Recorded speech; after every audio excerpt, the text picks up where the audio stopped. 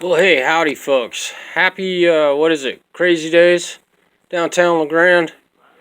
I've been inside working on guitars all day. I did get out and see some cars today. Some beautiful old guitars. Wait, I Freudian slip. I almost said instruments. This instrument has some interesting spots on it, and I have no idea what it is. It almost acts like it's epoxy. And there are also, let's see, that spot right there on the pick guard. It's like this thing got epoxy dripped on it or something. There's another one. This stuff is not coming off, and boy, for me to get that off there without scratching the pick guard up, that'd be a miracle. So, where are we at with this thing? Well, as the other day you may have seen, I had this thing clamped up. Had the neck was broken, and we have it clamped. We've cured the broken neck.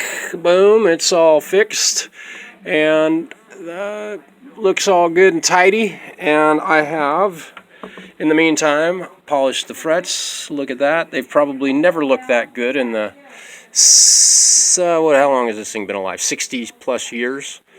60-year-old instrument. Cleaned up the headstock, got all the dust and dirt off of that thing. But, you get asked about interesting things that we find on guitars or in guitars, but what the hell is that? It makes me wonder, and you can see a little residue of glue in this end pin and a crack here. So this thing, man, this guitar took a hit. I'm certain of it. There's little scratches here on the top. Just interesting, the damage that this thing has incurred, and I have no idea what's gone on. But this, it's like somebody put some glue and then it was stuck in the case, and that case, part of the case, I have no idea. I don't know. I'm going to try and get that off of there. It's not part of the work that I assumed on this guitar, but it's just kind of how I roll. I don't like leaving something like that on an instrument. But, boy, we have also rebuilt the saddle. The original saddle was a dinky little thing because someone has gone and flattened out this bridge here, and when I recorrected the neck angle after the neck block broke loose in here, I've recorrected the neck angle, and the saddle that came with the guitar was way too low, so we're having to build a new saddle. I have checked that. 5/64 at the low E and 4/64 on the treble E on this thing is where it will be.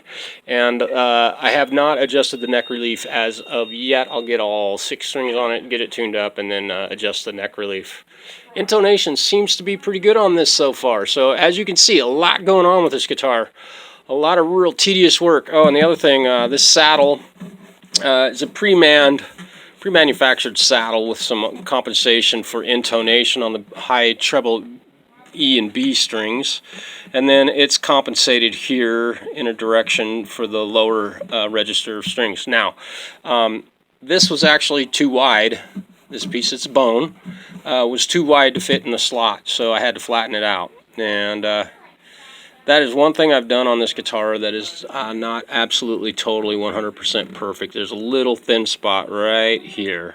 When I was sanding that down, got a little thin right there. You know what? That is what it is, and it's going to be that way for the remainder of the life of this guitar. Really excited to get this thing done. Mid-1960s Gibson Gospel. Union made. See that? Kalamazoo, Michigan, USA, back when the unions had some say in the workforce and people got good wages for what they do. Boy. All right.